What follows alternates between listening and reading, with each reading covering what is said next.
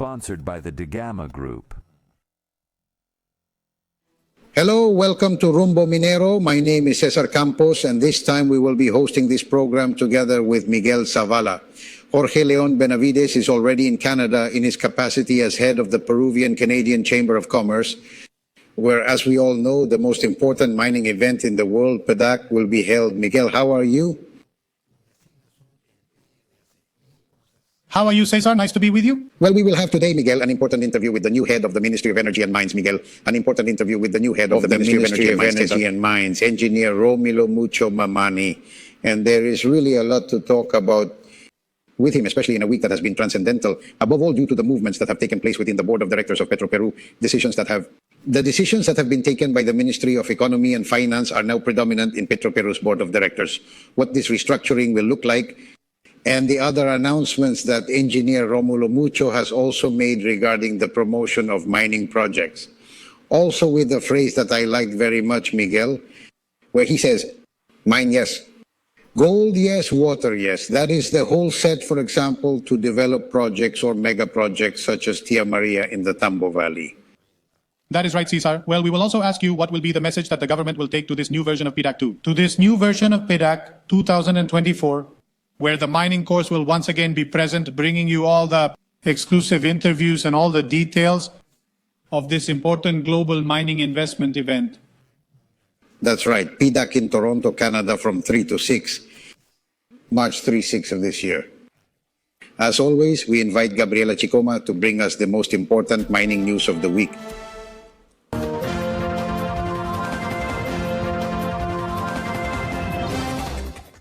Thank you, Jorge. These are the main mining news of the week.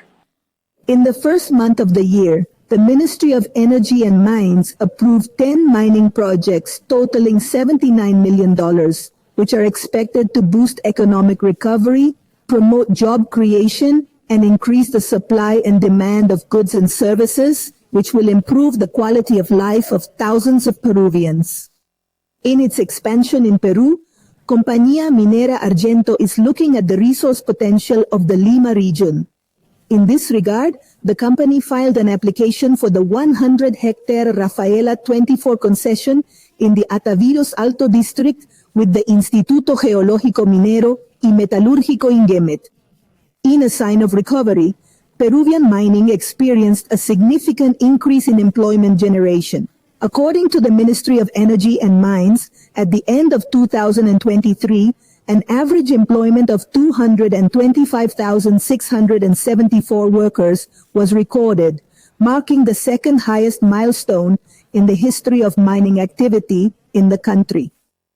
Many thanks to Gabriela Chicoma for the main news of the week. As we had announced, Rumbo Minero is honored to have the brand new Minister of Energy and Mines, Engineer Rómulo Mucho, here in our studios. As you know, a friend of the house whose appointment has motivated, by the way, our greatest joy and the commitment to success that we also want his administration to have. Minister, welcome to this program of yours, which has accompanied us on several occasions with your lofty reflections. Thank you, Cesar. Thank you, dear friend. Very well. Let's start with what is the news of the week, which has been this reshuffle of Petroperu's board of directors and the slight lines of optimism that there is a possibility of its recovery. Many have been said, many have been appointed. The real issue and the main problem of Petroperu now is that Petroperu's real issue and the main problem now is that Petroperu's. But the real issue and the main problem of Petroperu now is precisely financial. We wanted, Minister, your first comments on what this new board of directors intends to do in Petroperu. Look, to begin with, Petroperu is an emblematic company for us. It is the largest company. It is the company with the highest turnover in our country. And a long history since the decision to build the new Talara refinery. The decision to build the new Talara refinery, there are debts and bonds, there are other debts. Figures are going up. And I believe that the Talara refinery, which I don't know, they say it could be almost 100%, right? Yes. It is a good infrastructure. Let me tell you that I was present at one of the many inaugurations. I think it was the first one, supplying liquefied petroleum gas. It is a good infrastructure. That cannot be denied. Perhaps one of the most modern. Yes, that is correct. In that sense, we have had a long debate in the Council of Ministers. I think a consensus, it was decided, let's say, to give an extraordinary support by means of a sovereign guarantee from the Banco de la Nación, right? For 800 and 500 million, right? 500 million is a specific credit line. But the 800 million will serve as a guarantee. Of course, but we know that Petro Peru needs more. But we know that Petro Peru needs more. Also, we also believe that the management itself has not been, I believe, in accordance with what is a company of this size requires, right? So 5 new directors are being appointed, independent, totally independent, to bring their experience to deal with try to channel, find out where the bottlenecks are, let's say, and also the cost overruns. In other words, to find out and what can be done, because our obligation is to save the company, obviously. Our obligation is to save the company. Obviously, there are not many voices. As you yourselves know. Some say we have to privatize it, we have to sell it in part. Some say we have to abandon it, right? But logic or common sense tells us that it's a big investment. It is a modern plant. So I think that at some point it has to produce, doesn't it? It has to yield profits, profitability. So I believe that at this moment it is a critical moment because it needs working capital, which it does not have. It needs to pay debts for fuel that it has already bought, that it has already contracted. So in that sense, this amount has been given as an exceptional guarantee. We hope that, and it has good management, something will start to show. Good governance. Good governance, as has been said, right? What is it? If not, Although, I don't know. Fair, but in January, they have also shown a profit of 29 million. And we think they have made a cash flow until the end of the year, yes. Could show more than $300 million of profit. But the debts are enormous, aren't they? It is not only the amount invested, but also the future interest rates, right? Of the future, right? Minister, now entering the mining issue, we are just hours away from being present at a new version of what will be the PDAC, 2024, where you are going to have one.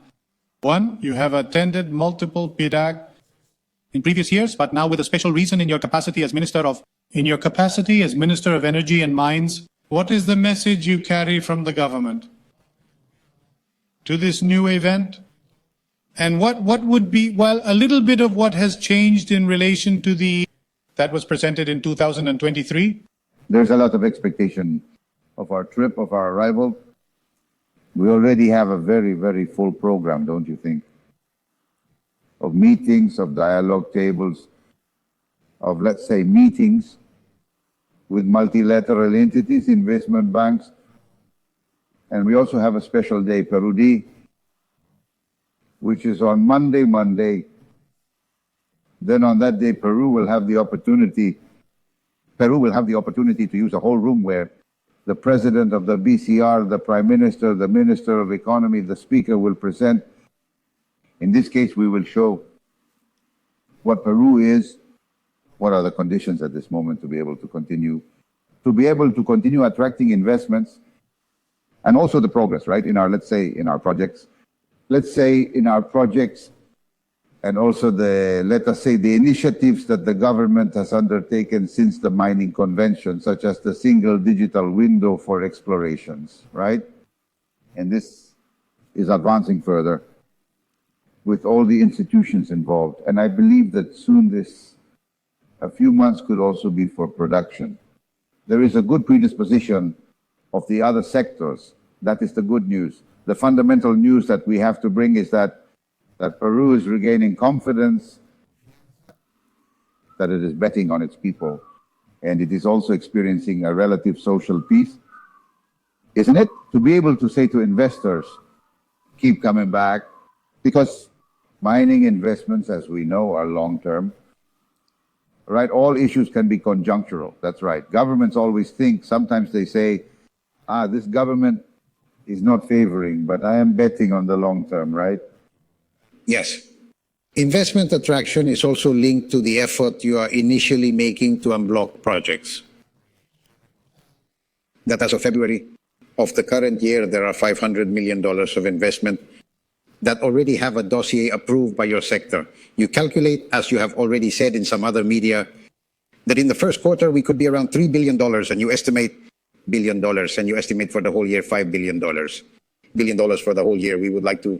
More than that, but let's also be Did just that. I wanted to ask what can be done with, let's say, additional effort so that the attraction can be greater. It's going to be that some emblematic projects go ahead, isn't it?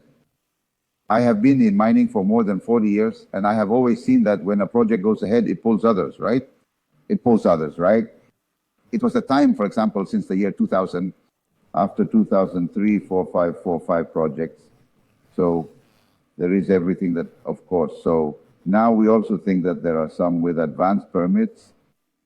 There is social work by the companies. I believe that we could be talking about that they could go into production, into construction first, right? Then in production, and not to lose track of the world global growth, which all attract investments.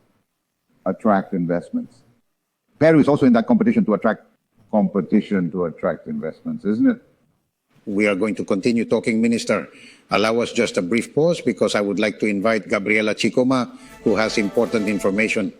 Thank you very much, Expo Mina Peru, the largest and most important mining meeting in Peru with 16 years of trajectory. Do business with the mining sector of Peru and America. Expo Mina Peru from September 11th to 13th, 2024 at the Centro de Exposiciones Yoki Lima. Portfolio of mining projects in Peru for more than $53 million and portfolio of mining projects in America for $450 million. Invest with the leaders.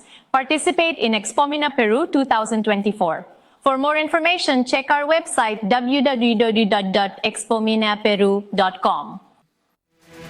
We continue on the mining course with the Minister of Energy and Mines, Engineer Rómulo Mucho, who is giving us the expectations he has since the beginning of his very recent administration, by the way, and which aims above all to ensure that after participating in the largest international mining event, which is the PDSE in Toronto, Canada, we will be able to attract even more investments. If you have mentioned, Minister, that emblematic projects go ahead, and obviously this leads us to Tia Maria. You have already stated this, but not only Tia Maria, but also Conga. In the case of Tia Maria, it would seem that the social conditions, and above all, under your perspective, of joining not only the development of a mining project, but also the agricultural development with hydraulic infrastructure, as you have mentioned, with more technology that can also be given to the field works in the Tambo Valley in Arequipa. Well, a little more about that, and how can we move forward? As basis, we have that our economy is almost at a standstill. We have decreased 0.55 last year. Had it not been mining, it would have been much more that, right? Minus 1.8, minus 1.2.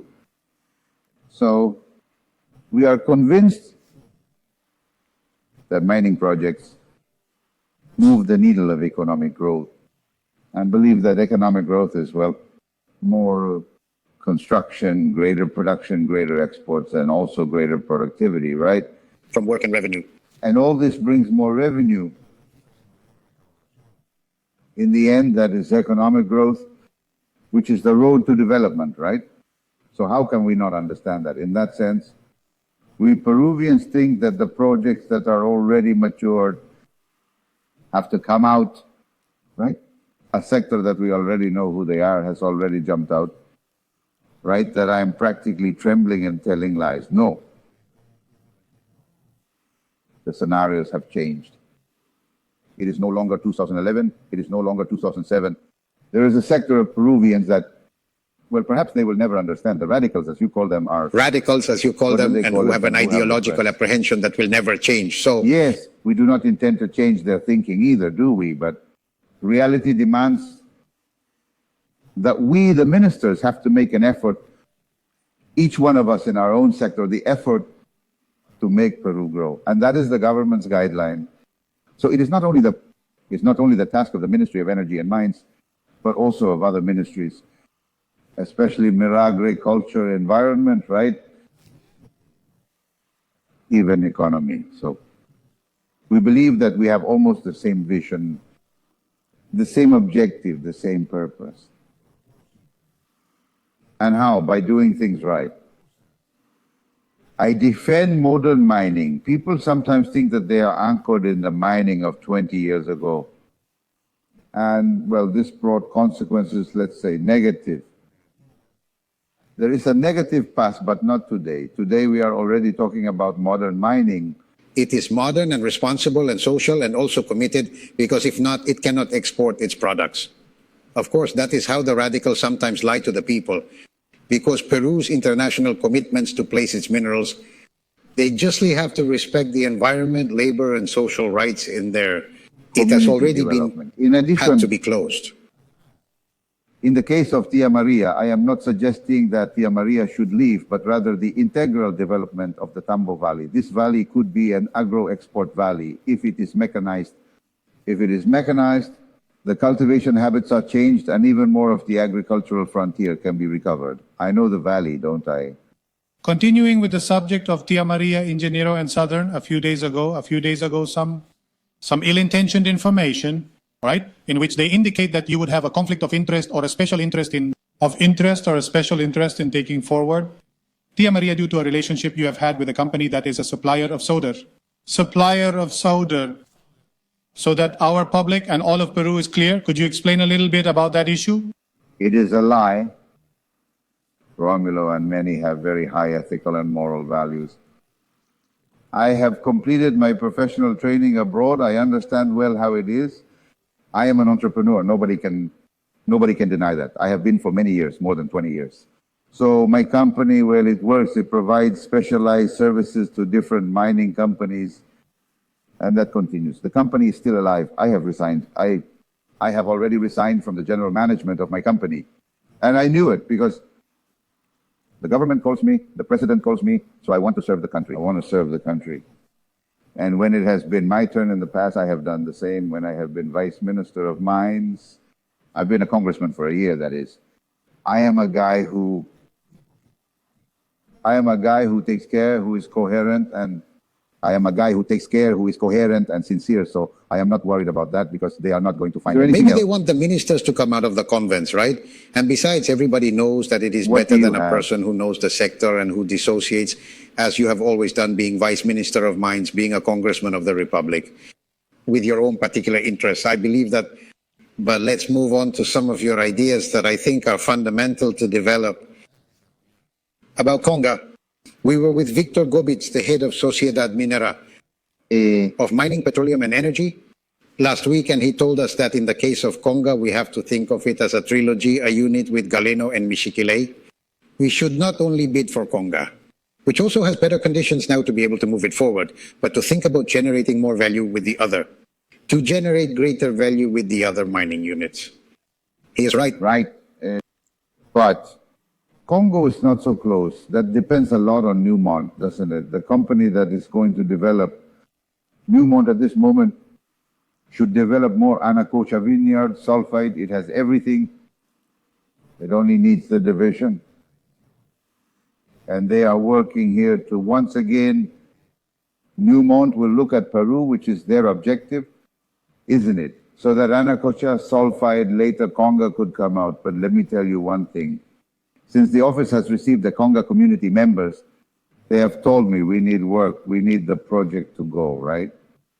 So I believe that this is not going to be easy either, but we have to work hard. In every project, there is a lot of work to do. In the one we talked about a while ago, Aunt Maria, you have to work hard. The company is working. I believe there are results too, right? So let us be optimistic. Let's be Peruvian. We have to close the gaps. We can only close the gaps when there are resources. If there are no resources, today I tell you something.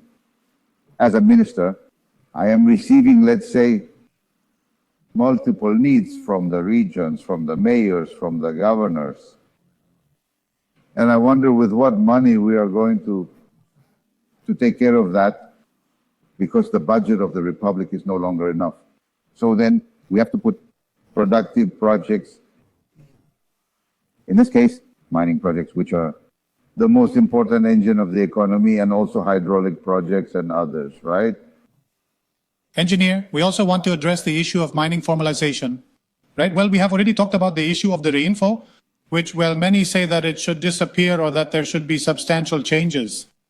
What is your strategy for the formalization of miners, the small and informal miners? Yes. But adding to what Miguel says, what you have been stating, because I read in the management that you are truly concerned about the problem, it means that this is not closed only with the announcement of the closure of Rainfo. It is a serious social problem.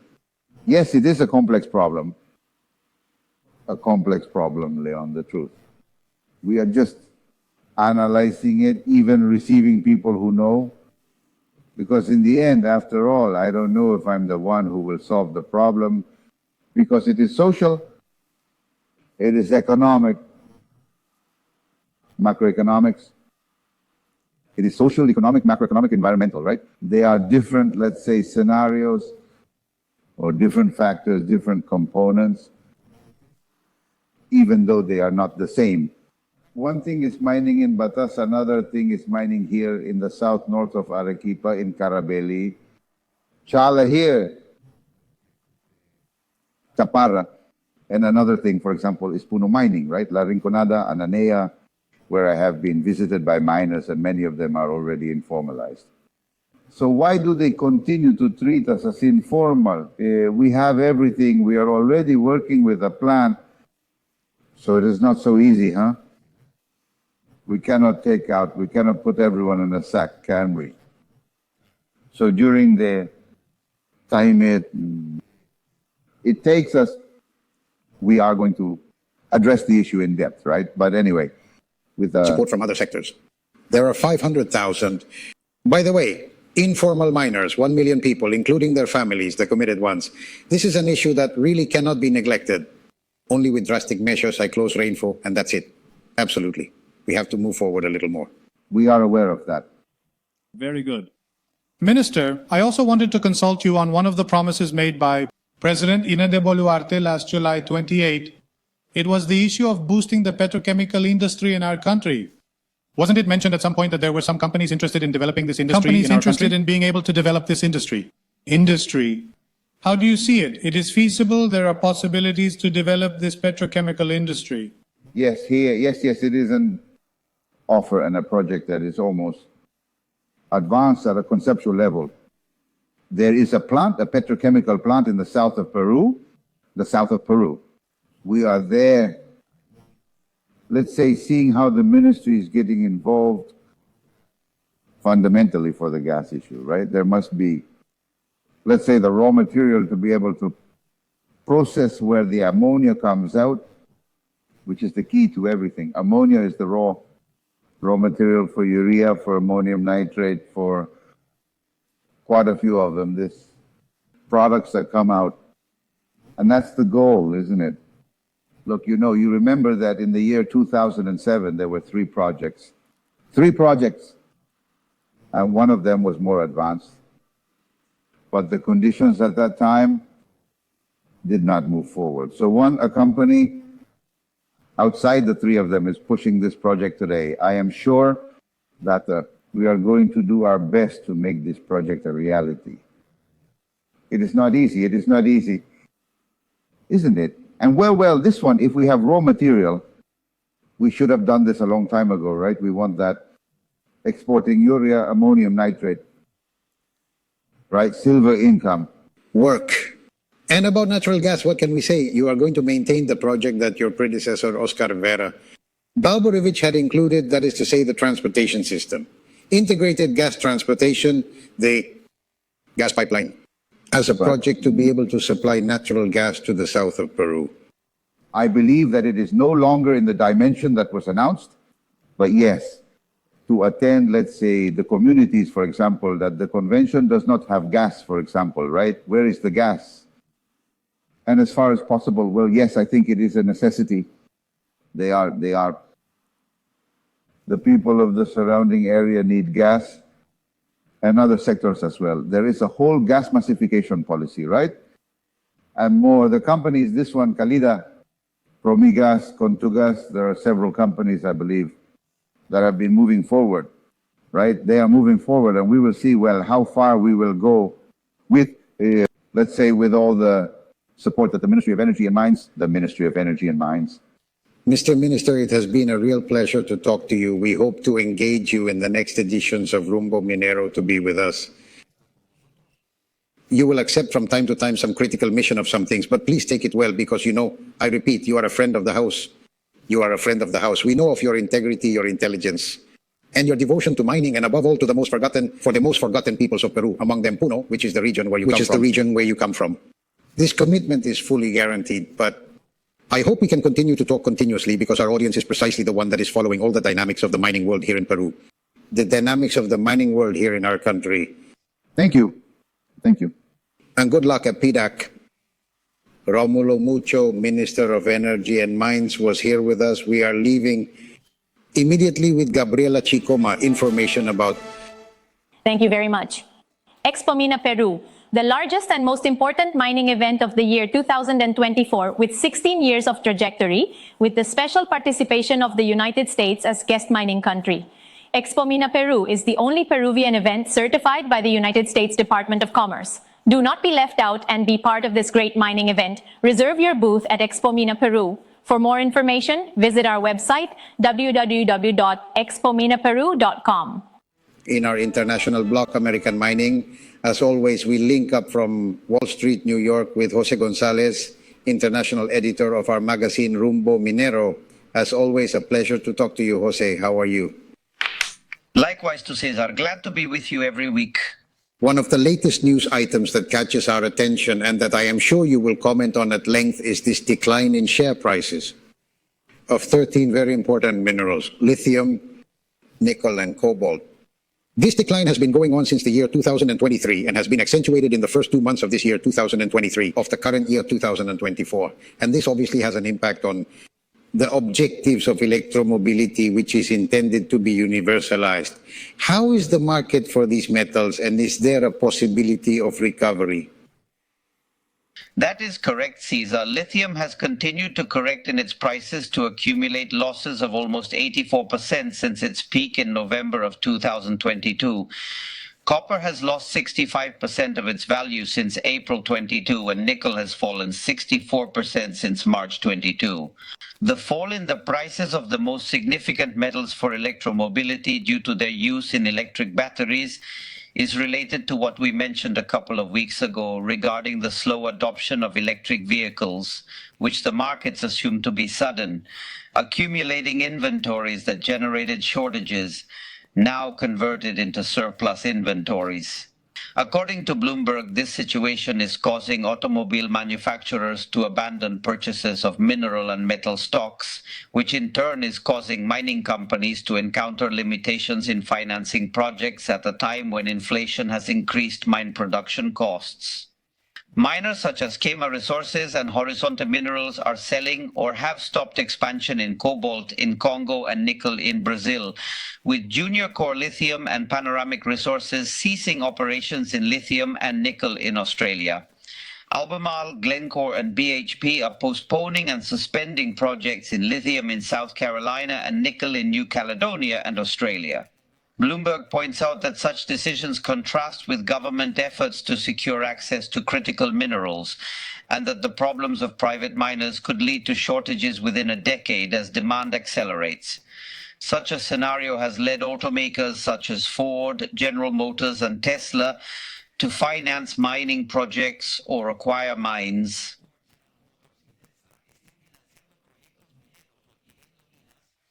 to secure their own supply of critical minerals for electromobility. The extractive industries also have new investors such as Saudi Arabia, which is diversifying its economy away from dependence on oil. dependence on oil. In short, this is a short-term problem that seems unlikely to be solved, but in the long term, the outlook remains positive. And on the other hand, Jose, and in contrast to the discouragement that the metals futures markets seem to be, the metals and minerals futures markets and mineral futures markets, Bloomberg NEF, which is the market research division of Bloomberg NEF, in Bloomberg NEF's New Energy Finance, reports that in 2023, global investment in clean energy reached a record level of $1.8 trillion with special emphasis on China. Such figures contradict the trend of lithium, cobalt, and nickel futures. Thus, Miguel, according to Bloomberg, the total clean energy investment in 2023 reached a historical record consumption, increasing by 17% compared to 2022 to reach that $1.8 billion, that $1.8 billion, that 1.8 trillion Anglo-Saxon dollars you mentioned, invested in renewable energy, electric vehicles, hydrogen production, and other technologies. If to this figure for direct investment we add construction and supply chains of more than 900 billion in financing, the total investment reached 2.3 trillion. According to BNF, the investment, while extraordinary, is still insufficient to keep pace with the goal of reducing carbon emissions to zero, requiring investment levels double those of the year 2023.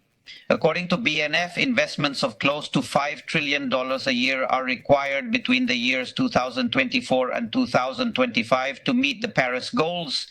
The country that invested the most, as you pointed out, China's renewable energies, with $676 billion, or an increase of 6%. Compared to the previous year. However, if we add the United States, Europe, and the United Kingdom together, the increase was 22%, with a total investment of $718 billion. Investment in electromobility reached $643,634 billion, or an increase of 36%, and in renewable electric energy, $310 billion, mainly in wind and solar energy. Investment in hydrogen tripled to $10.4 billion. According to Fitch, China will produce 1.2 terawatts of solar and wind power by the year 2030, 6 years ahead of its targets. And Fitch points out that last year the country produced 1.1 terawatt of renewable energy. This analysis, Miguel, confirms that the short-term expectations are more of market disappointment with the dynamics of electromobility than the long-term outlook, which remains extremely positive for renewables, electromobility, and critical minerals, which are positive for Peruvian mining.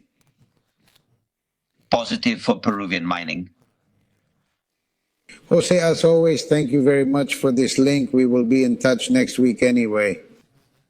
It was Jose Gonzáles, our international editor of Rumbo Minero magazine, providing us with very important, very valuable information on the international market of various metals, especially the critical ones. Information that you will see reflected in Rumbo Minero magazine, which you can access now for free through our website.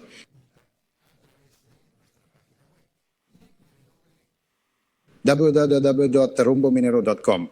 You already know all this information provided by Jose Gonzáles. You can also see it here in the magazine Rumbo Minero. Miguel? That's right, Cesar. It's time to move on to the AMSAC Mining Assets block. Activos Mineros. AMSAC is a Peruvian public company with a great purpose: to give life back to the planet. Thus, we are dedicated to contributing to the sustainable development of the country through mining environmental remediation. At AMSAC, we recover areas affected by high and very high-risk mining liabilities, which are abandoned or where the state has not identified those responsible. In this line of work, today we are present in 11 regions of Peru, with a portfolio of 65 remediation projects, which are located in different phases. Promotion of private investment. In AMSAC, we represent the Peruvian state as counterpart of the transfer contracts of important mining projects And we also supervise the fulfillment of the commitments and obligations that are part of such processes. Today, we are leaders in business management systems within the 35 companies of the FONAFE Corporation by having certifications, made 9,001 in quality management, made 14,001 in environmental management, made 37,001 in anti-bribery management, and 45,001 in occupational health and safety management. At AMSAC, sustainability and care for the planet are our DNA, and for this reason, we are proud to contribute to creating a better world through the recovery of air, water, soil, and ecosystems impacted by mining liabilities, and thus contribute to 10 of the 17 Sustainable Development Goals by the year 2030. Giving life back to the planet is more than a simple phrase for us. It is the guide of our daily actions, with which we positively impact the lives of thousands of Peruvian men and women, and through them, our country. We now enter the block of suppliers, the strategic allies in mining.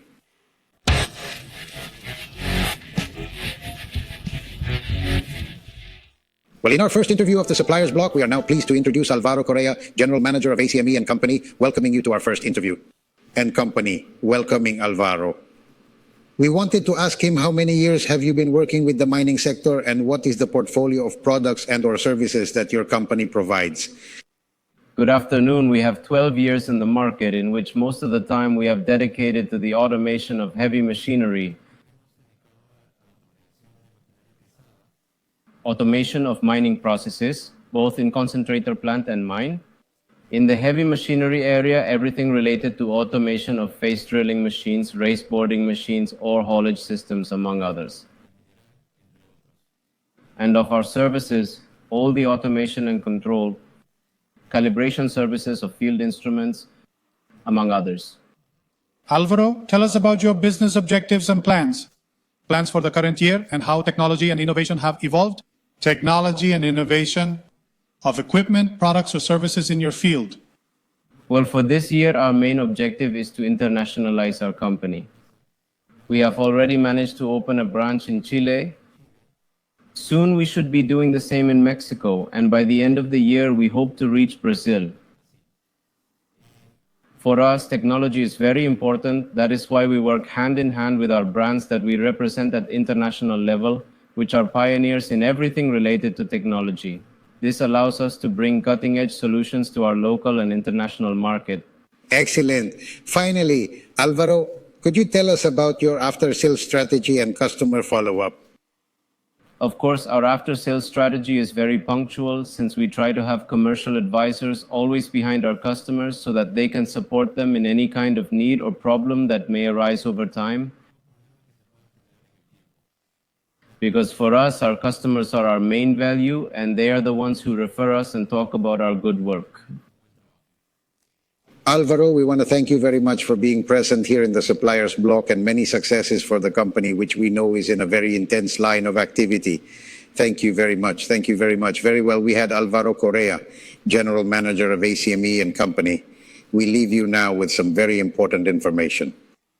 In our second interview of the supplier block, I want to welcome Joe Pezo, the VP of Services for Peru and Metso's Andean region.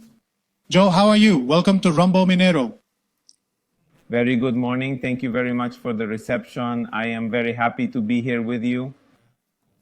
Joe, tell us how many years you have been working in the mining sector and what is the portfolio of products and services your company offers and services your company provides. Metso is a Finnish company with more than 150 years of history in Peru. And what do? We manufacture equipment for the mining sector, mainly focused on mineral processing.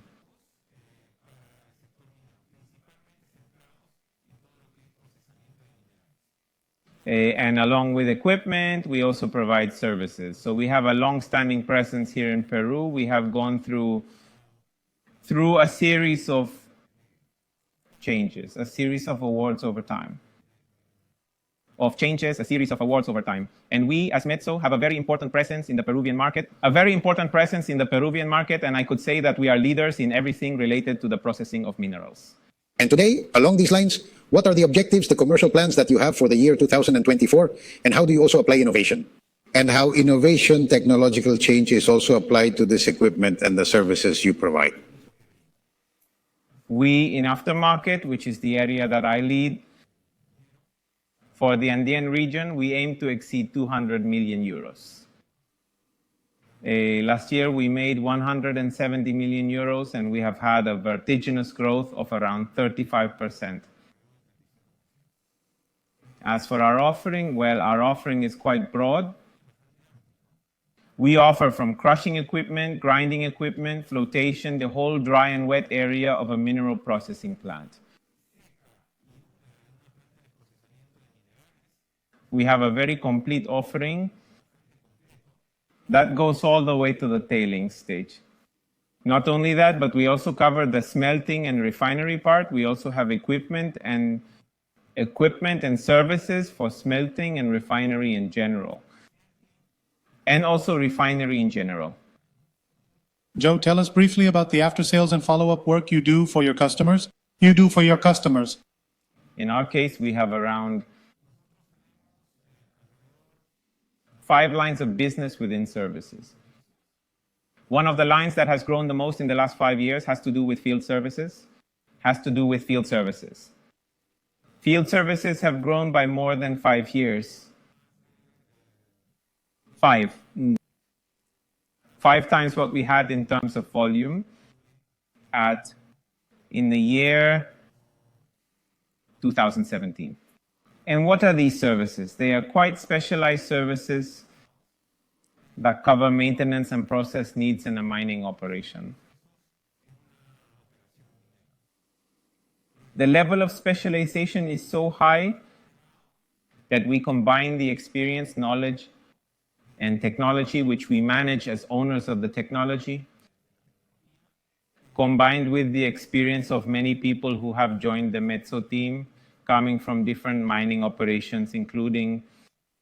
So that makes us quite powerful in understanding the needs of our customers because they come from the mining sector. And at the same time, we also have much greater empathy, greater understanding at the time that we offer solutions in a proactive way to the different sectors and proactively to the different sectors and to the different clients that we have, not only in Peru, but also in Bolivia, Colombia, Ecuador, Guyana, and Suriname. Perfect. Well, thank you very much for being with Rumbo Minero, and congratulations for the management. Thank you very much. We will be in touch. Joe Pezo, VP of Services for Peru, was with us, and Metso's Andean region.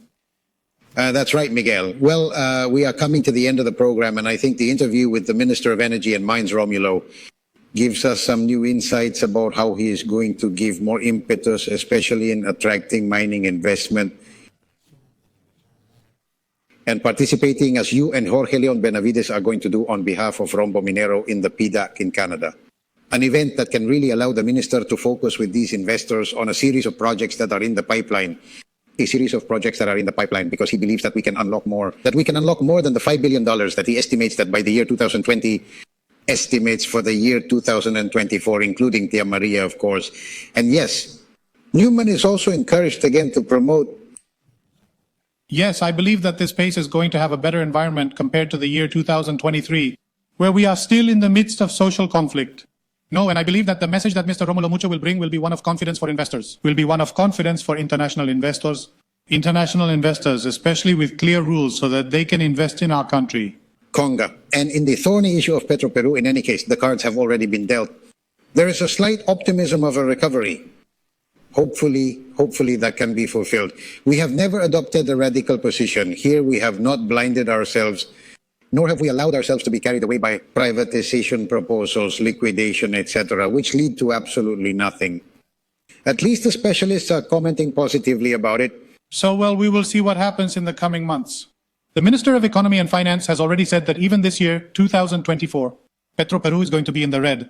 And well, we will see what will happen in 2025 and 2026. Best of luck, Miguel, in Toronto, Canada, at the PDAC. Also to Jorge Leon Benavides, whom I have been replacing in the conduction of this program, Cesar Campos, together with Miguel Zavala. Miguel Zavala, don't move because Peru Construye is coming.